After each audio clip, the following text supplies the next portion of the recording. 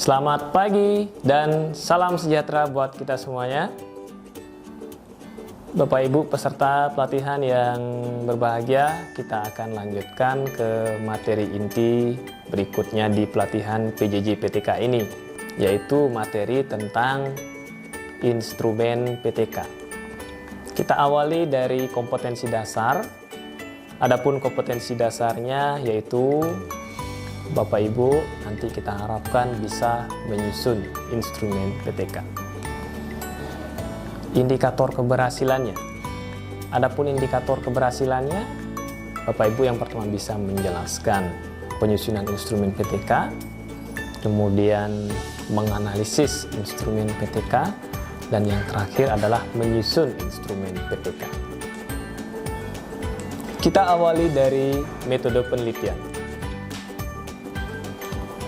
Metode penelitian ini bisa kita artikan sebagai cara ilmiah untuk mendapatkan data dengan tujuan dan kegunaan tertentu.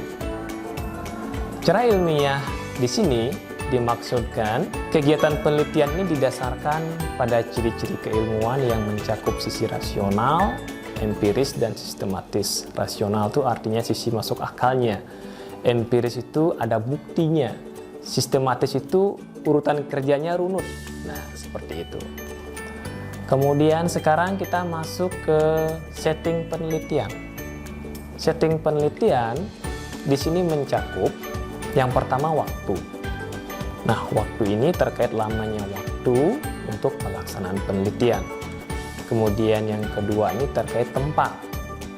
Tempat ini terkait lokasi pelaksanaan PTK di madrasah apa atau sekolah apa. Kemudian selanjutnya subjek. Ya, subjek. Jadi subjek ini terkait peserta didik dalam kelas tertentu yang akan dikenai perlakuan tindakan. Kita lanjut ke prosedur penelitian. Seperti yang Bapak Ibu pahami bahwa penelitian tindakan kelas ini berbentuk siklus pelaksanaannya ya. Jadi ada beberapa tahapan yang harus dilalui dalam PTK ini, ada 4 tahapan. Jadi perencanaan, pelaksanaan, pengamatan, dan refleksi. Seperti yang Bapak Ibu ketahui di tahapan perencanaan, kita perlu menyiapkan RPP, kemudian instrumennya, kita menyiapkan medianya, dan mungkin lembar kerja terbimbing untuk memudahkan pelaksanaan siklus. Kemudian masuk ke tahapan pelaksanaan, kita melaksanakan apa yang sudah kita tulis secara rinci dalam RPP itu sesuai dengan pilihan tindakan yang kita munculkan di sana. Kemudian masuk ke tahapan pengamatan. Jadi guru ketika memberikan pembelajaran harus mengamati aktivitas peserta didik. Kira-kira di bagian mana dari sisi aktivitas itu yang masih harus perlu ditingkatkan lagi sehingga hasil belajarnya meningkat. Kemudian pada pengamatan ini juga aktivitas tindakan guru akan diamati oleh kolaboran. Jadi kolaboran berfungsi di sini mengamati kira-kira di bagian mana dari tindakan yang sudah dilakukan guru itu masih harus perlu ditingkatkan sehingga kualitas pembelajaran menjadi lebih meningkat. Kemudian refleksi. Jadi refleksi ini tahapan untuk merefleksikan hasil yang sudah kita dapat ataupun proses yang sudah kita lalui. Jadi kalau terkait hasil berarti kita ingin melihat kemajuan yang sudah didapat, apakah treatment yang sudah diberikan ini sudah bisa memberikan dampak ke peningkatan hasil. Seberapa besar peningkatan hasilnya itu direfleksikan. Kemudian terkait prosesnya juga dilihat kira-kira di bagian mana dari tahapan-tahapan yang dipilih ini yang masih dirasa belum maksimal dan itu perlu dimaksimalkan lagi dan dimunculkan dalam tahapan perencanaan di siklus berikutnya. Nah, setelah selesai refleksi siklus pertama maka masuk ke siklus kedua dan tahapannya sama seperti siklus pertama. Berulang lagi dari perencanaan, pelaksanaan, pengamatan, dan refleksi. Oke, ini alur dari pelaksanaan PTK menurut Kemis and Tegart. Kita masuk ke teknik dan alat pengumpulan data. Berbicara tentang penelitian, tentu kita tidak akan terlepas dari cara mengukur beserta alat yang kita pakai untuk mengukur.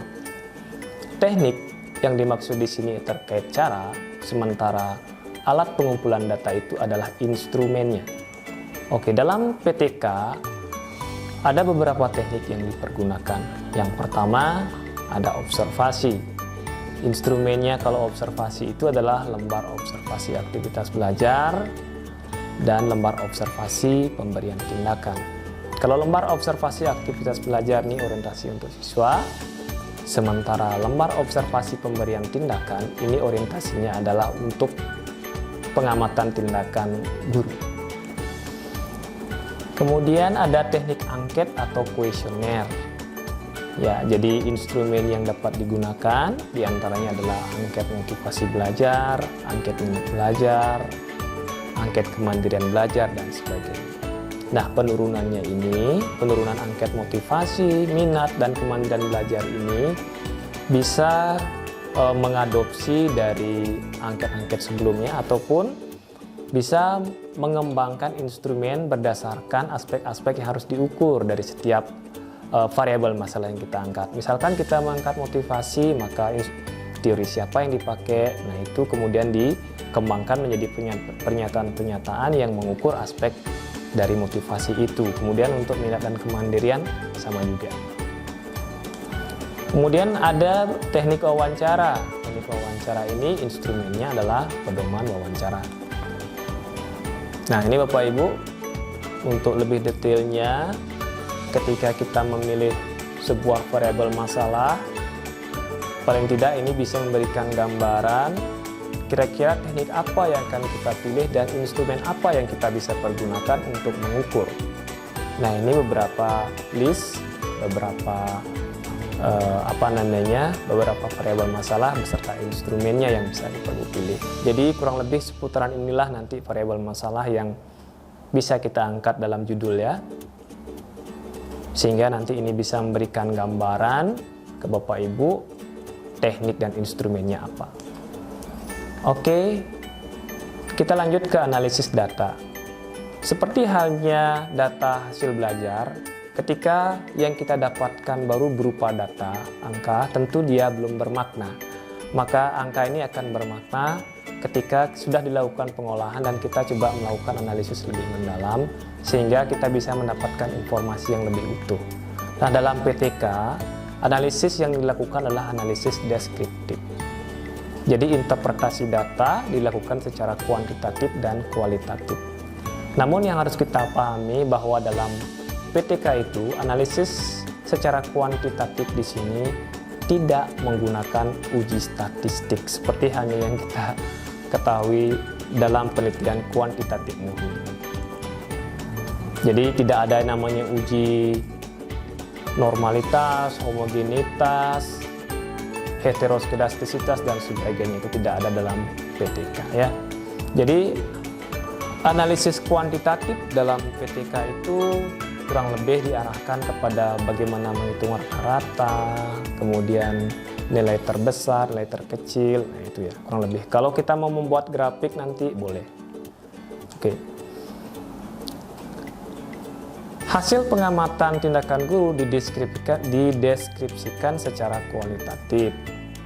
Nah, tugas ulang kolaboran dalam pelaksanaan siklus, terutama pada saat pelaksanaan siklus, mengamati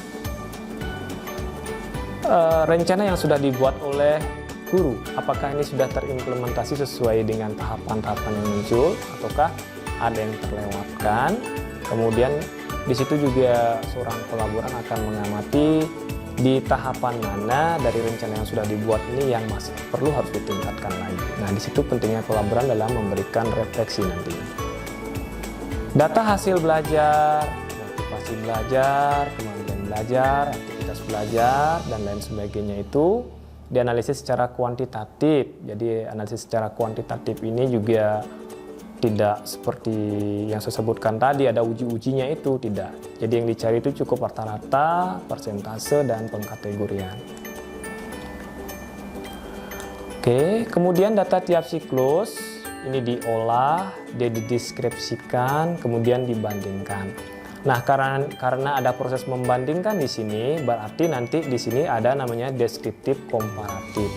Jadi kondisi awal, kemudian kondisi siklus pertama, coba dibandingkan seberapa peningkatannya. Kemudian siklus kedua juga dilihat berapa peningkatannya. Nah, itu dibandingkan ya. Kemudian indikator kinerja. Nah, indikator kinerja ini adalah indikasi atau penanda keberhasilan dari treatment yang kita lakukan atau perlakuan yang kita berikan. Jadi indikasi ini menjadi dasar pengambilan keputusan apakah siklus ini dilanjutkan atau dihentikan. Ketika nanti dua siklus yang kita planning ini sudah menunjukkan hasil ke arah pencapaian indikator kinerja, maka kita sudah bisa memutuskan bahwa siklus itu sudah bisa dihentikan karena datanya sudah menunjukkan hasil yang kita harapkan, seperti itu. Baiklah Bapak Ibu, itulah kurang lebih poin-poin yang dapat saya sampaikan tentang instrumen PTK. Tetap semangat Bapak Ibu dan semangat pagi.